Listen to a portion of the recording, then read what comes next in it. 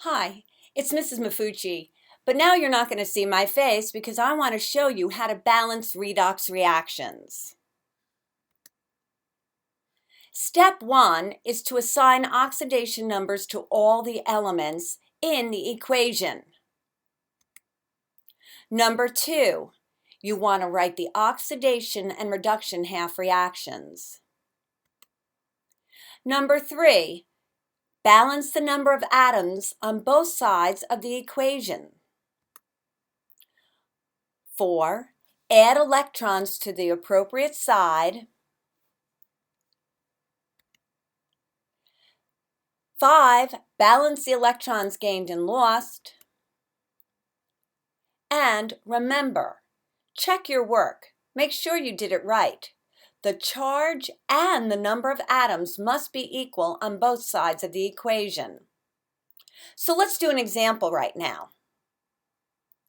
Let's consider this example.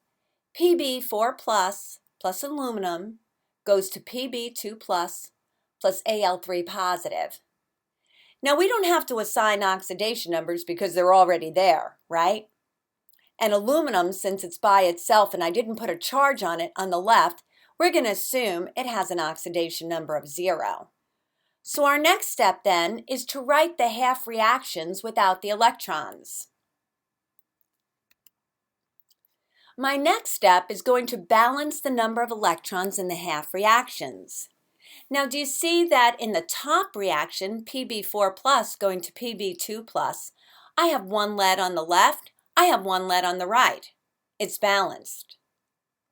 My aluminum is also balanced. So, yay, there's nothing I have to do for this part. In the next part, I'm going to have to add the electrons to the half reactions.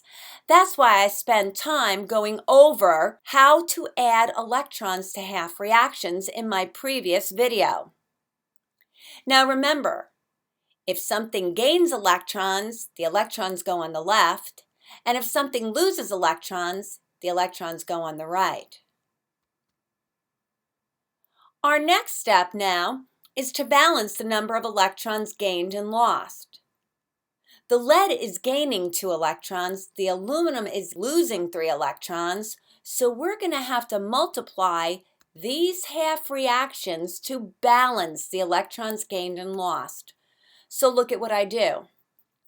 I multiply the top half reaction by 3, so that's 6 electrons are going to be gained by the lead. And I'm going to multiply the bottom half reaction by 2, so 6 electrons are going to be lost by the aluminum. Now, just like in math, whatever is outside the parentheses, you multiply everything on the inside of the parentheses by that number.